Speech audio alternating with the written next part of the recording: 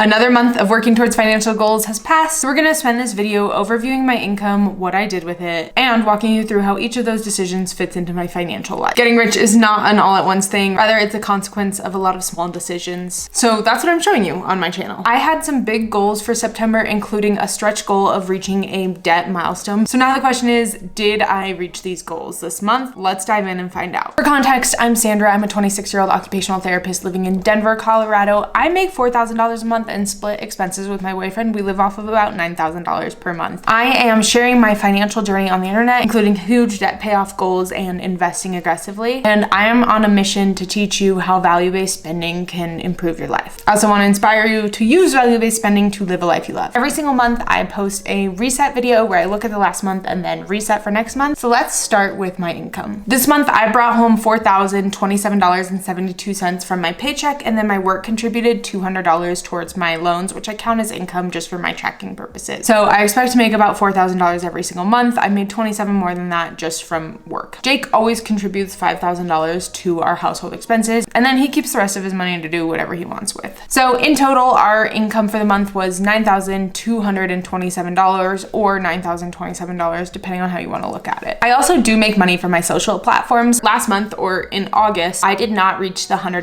payout threshold. I made $94, so I didn't get paid out for monetization on YouTube. But I do have another source of income, and that is sales of my budget template on Etsy, where I was paid a whopping $10.30. I've said this before, I'll say it again, all of the money that I make from social media, including those Etsy sales, just sit in a business account. It is too inconsistent. The numbers are not big enough to warrant budgeting with or using, so I save them up and then they cover expenses from this channel, including but not limited to Canva I use for all of my thumbnails, as well as some video animations. And then I use Epidemic Sound for music on all of my videos. Those are two recurring monthly expenses. And then I also have purchased equipment in the past to improve the quality of my videos. So that comes from this bucket. It is nice to be making money in order to be making these videos better. As soon as I am consistently taking home AdSense money, then I will start to do some actual budgeting with it. For now, it just goes into the bucket, and then whatever is spent is spent, and whatever is not spent is not spent. For context, I have $580.71 in my business account. So not a lot, but enough that I can comfortably cover those monthly charges if needed, especially since I have been averaging getting paid on YouTube every couple of months. It's nice to have a little buffer there, but to know that I'm covering those expenses. So that's what's going on with my content creation money. Like this video, comment down below. It really supports my channel. Let's talk about debt. So at the start of the month, my student loan balance was $82,914, and I could taste the $70,000. So I set the goal of stretching a little bit. I thought that I would have enough buffer in my account to comfortably afford to pay off $3,000 of debt in October. Sorry, I misspoke, in September. And I said, you know what? I'm gonna do it. I'm gonna hit the 70,000s in September. Well, September came around, and I do have $1,000 of buffer in my cash accounts, but it's about $1,000 even. Like it's like $1,100. So I was grappling with the idea of, is it worth it to spend down this buffer, this little bit of security, to hit a milestone literally 3 days early? Yes, I would have hit it last week, but ultimately my next payment is gonna bring me solidly into the 70,000s, where I won't just jump back up with interest. And my next payday is 2 days into the month. 3 days, I guess, technically. I know it's a Friday because the Taylor Swift album comes out. It's gonna be a great October 3rd. I'm gonna get paid. I'm gonna get new music. It's just a good day for insufferable people. I decided I'm just gonna keep chugging ahead with my plan. If it were paying off my debt, like if it meant $0 balance, duh, I would do that. But it just meant hitting a milestone 4 days early. And then one of the things that I've done is I've set that I can go get a little treat if I hit these milestones. But if I didn't have that buffer in my account, I think I would have felt a lot less comfortable going to get that treat. It wouldn't have felt as good. Ultimately, would have paid the money and not had as much financial security. I decided that we would see $79,999 in October, and I was not gonna reach that goal. Instead, I went ahead and I paid towards my debt just at my usual pace, and I actually ended up paying a lot more than I usually do. I put $2,275 to my debt. Like I said earlier, $200 of that was a contribution that I get from work just as a benefit. So $115 is just extra money that I put towards my debt. I do pay off the interest every single month, which is just under like $400. So I pay that very comfortably each month, and then I put a bunch of extra money towards my debt. So ultimately, I put about $1,900 towards the principal balance on all of my loans, which is bravo, pretty cool. So that brought my balance down to $80,856.74, which is just a little bit fun because it is right there, $857 away from $79,000. It'll be good to reach the next milestone and just keep chugging away there. So my next payment will post on Friday and that'll be just fine. We can all get over it. So yeah, moral of the story is I put $2,275 to my loans. I did not cross that milestone this month and that's okay. I set the goal just with that like sweet sugar addiction, but not actually thinking it through. So that's the thought process there. Let's move on to investments. I contribute to my 401k pre-tax. My budget right now is just all post-tax things, and I think that that is helpful for me to see. I only put my post-tax investments. So that's $583 invested this month. I did get a comment asking, actually it was the opposite of the like rich finance bro question. It was, why are you investing instead of putting all your money towards debt? Usually I get, why are you aggressively paying off debt instead of investing? So it's kind of funny to see that like, you're never gonna please everyone, yada, yada, yada. Do what makes sense for you with your money. And what makes sense for me is doing what I would consider to be the bare minimum, which is investing up to my 401k match and maxing out my Roth IRA every year. When I say bare minimum, I mean, because I have money for discretionary expenses, these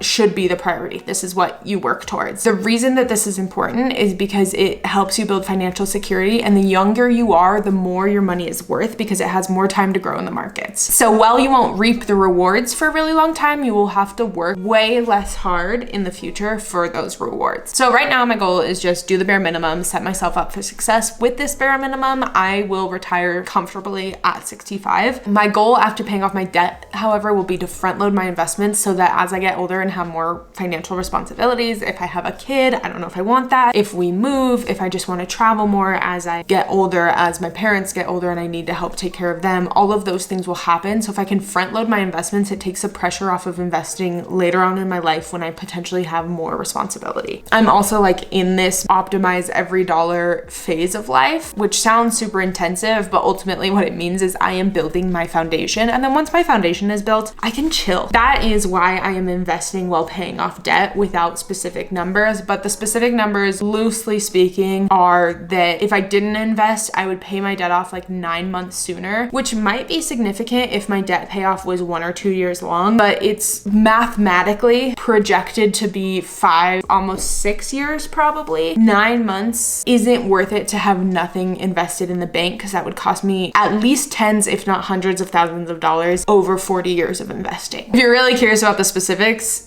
I can do that. I have done it. That's why I made these decisions. I don't have them written down or in an easy to access video right now. So that's where that decision making loosely comes for me. I want financial security over the long run. I want to be able to front load my investments. I'm not actively front loading my investments, I would say. I'm doing like the minimum while I'm paying off my debt. And I value debt freedom because I value having fewer monthly payments that I have to make. If I can lower my fixed monthly expenses, then I can free up more money to do whatever I want with, again, whether that's to travel, to buy fun things, or to invest for my security. So looking at our fixed expenses, the only thing that we haven't been billed for yet is gas and power, but we paid our mortgage, we paid for really everything. No surprises in this boat at all. We spend a total of $3,555 on our fixed expenses. Groceries.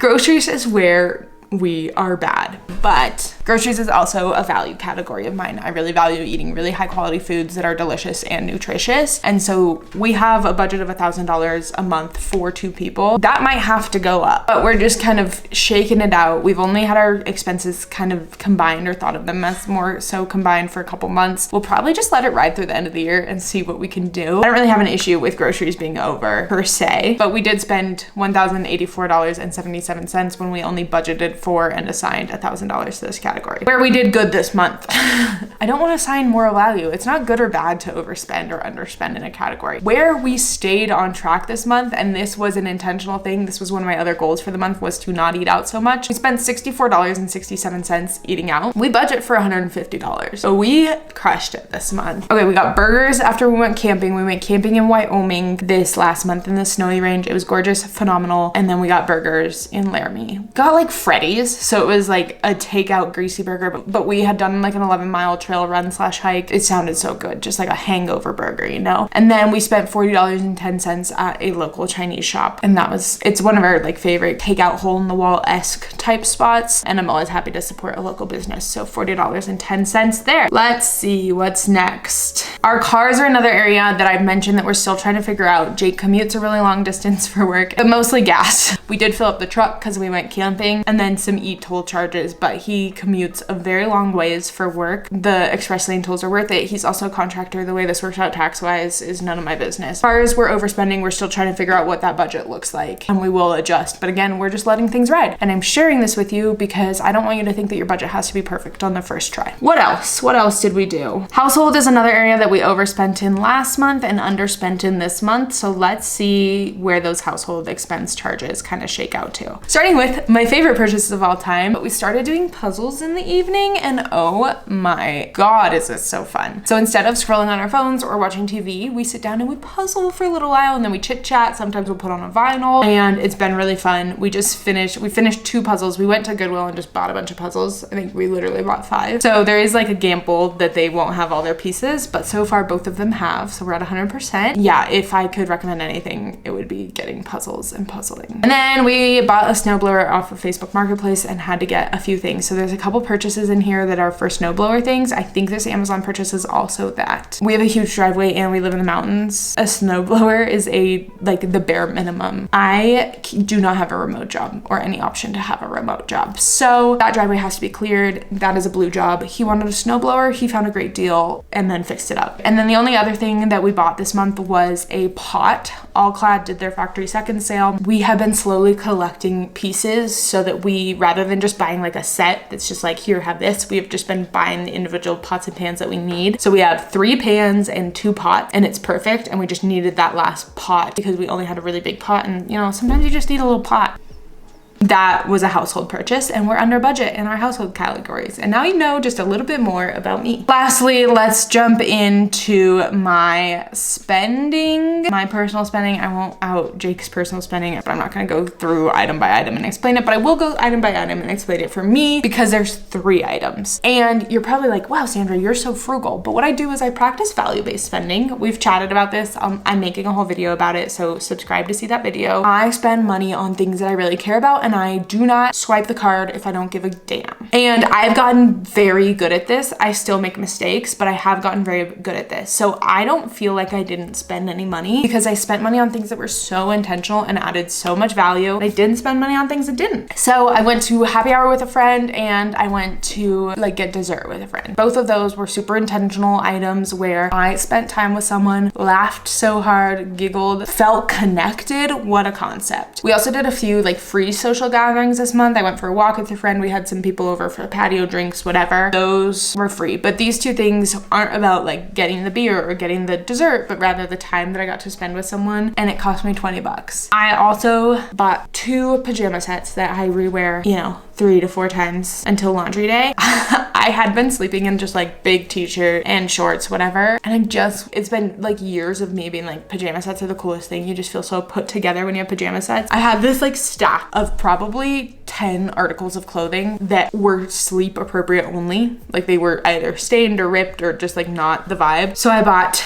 2 sets, came out to $60. I got the like Hanes pajama sets. They're so cozy, so comfy, and I feel so good putting them on, and I feel like, ooh, it's bedtime. It does that little thing in my brain. And this is where I love also having that $200 a month of just like guilt-free money. I was like, it's in my budget, I can buy it. So I spent just under $80 on my guilt-free spending. So the past couple months I've overspent. This month I underspent by $120. It's all good. And then on subscriptions this month, you'll see we spent $67.89. This is an overspend because we only budget $50 a month for this. Let's take a look at what our subscriptions are. We have Gaia. If you're not familiar, it's like an outdoors app. We use it to mark camping spots and then download offline maps for where trailheads are, where like 4x4 roads are. And then in those areas, like if we're ever planning to go back, we mark where we stayed, if we liked it, it if there was a bunch of other camping. This is something that we definitely use frequently, especially when we're exploring. And then we bought Netflix because we were in Boulder for the weekend and we would get back to our hotel room. We were up there for an expo for his business. So we spent too much in subscriptions, moral of the story. So that's my month. That's what we did. That's the journey that we went on. How do you like it? We're gonna set some goals, but like I kind of chatted about at the beginning of the video, my mission with these updates is not to be like, oh, look how much they spent on this or look how much they spent on this, but rather look how we're using our money to add value and build a life that we love. I really think that it's so empowering to be intentional with your money, and I'm not perfect at it. Like I said, I make mistakes. Sometimes I'll be like, oh, I wish I hadn't bought that. But ultimately what I want you to see is that these are our monthly expenses. This is where our money's going. This is how we make money. And then when you plug that into the bigger picture of what our life actually looks like, then you can kind of see that how each of these small decisions pans out into that big decision. So when I make a net worth update and you're like, oh my gosh, how's her net worth? Whatever it is. Obviously it's negative right now because I have a crap ton of student loan debt, but there will come a day when it is positive and hopefully very positive. I want there to be a backlog of this is how we got here and these are all the small decisions that we made in order to get there. And if you're watching this live through the journey, then you can also see how these small decisions are plugging into that bigger picture of how I'm paying off my debt aggressively, how I'm investing, why I'm making those choices, because you can understand what's important to me and how those choices impact my quality of life. I spoke to the fact that my quality of life feels very good because I'm buying things I care about. Then I tell you the things that I care about, and then when you watch my vlogs and you're like, oh yeah, I can see that she loves the outdoors, she loves time with people, she loves good food, this is what she's spending on and look how much she loves her life. Rather than just this highlight reel of like, look how much she loves her life, I have to buy all these things in order to be like her. That's not the case. I love my life because I do what I want. I don't love my life because I spend money like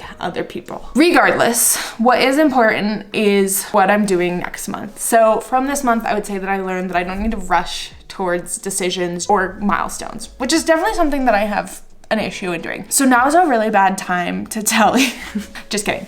But I'm not kidding, because I will tell you, I've mentioned it in other videos, but I'm plugging it in every video because the more I say it, the more it's embarrassing if it doesn't happen. I am gonna be at about $75,000 in student loans on January 1st. My goal in 2026 is to pay off that $75,000 in student loans. I'm gonna make a whole video about it as the time gets closer because I also need to like project what that's gonna look like. But ultimately, I put between $25,000 and $30,000 of my own money towards my debt every single year. Which means if I'm at $75,000, I have to put approximately $40,000 from money that I make somewhere else. I do make money off of social media. I dog sit, I do all the things. Crazier things have happened to people than making $40,000 off of side hustles in a year. That's a goal for the new year, but what's my goal for October? Well, I think a pretty safe one is being in the $70,000. So that's a goal, or that's something that we're gonna celebrate in October for sure. And I think another one, oh my gosh, October is a 3 paycheck month, but we are also going to Japan. So this is gonna sound insane. We haven't set a budget for like daily spending in Japan yet. I would like to stick to whatever that budget is. I would like to practice that, because sometimes I get to a country and I'm like, YOLO, let's go to the Michelin star restaurant. Whatever we set that budget at, and we can set it to be a little bit bougie if we want to. I wanna stick with that budget. Yeah, I think that's a good goal. Oh, the reason the 3 paycheck month is relevant is because I can use some of that money towards Japan, but I also, let's use some of it to put towards debt. So I want to make a bigger payment towards my debt than I usually do. Maybe let's say $2,500 at least to my debt this month. That seems reasonable. How about personally? Because we're headed into Q4, and if you're sticking around, which you should, again, subscribe, it supports my channel, yada, yada, yada. I'm actually making a video about my Q4 updates. Almost gave up on the rest of the year. I was almost like, well, let's just set goals for 2026 and not worry about the rest of the year goals. So we're not doing that. That's silly and dumb. We are using the next 3 months, because it's 90 days to absolutely crush it. I want to be 90% consistent on my workouts, which is 4 times a week. I gotta work out 14 times this month. That seems achievable. That's every other day. So I want to do that. I have videos planned for you guys. They're all ready to go. I am on par to hit the goal. I want to make sure that I'm posting all the videos that I'm supposed to be posting for you guys. I think that's that. It's going to be a busy and crazy month, so let's not put too much on my plate, but I want to take care of me. I want to take care of you. I want to take care of my relationships. That's that. I think this is the natural end. I think we have accomplished what we needed to accomplish in this video. If you feel that there is some untied loose end, comment it down below and I will button it up for you. You're a pleasure to have here. I have 40 minutes of content to edit now, so this was a mistake. I blacked out. I'll see you in the next video, okay?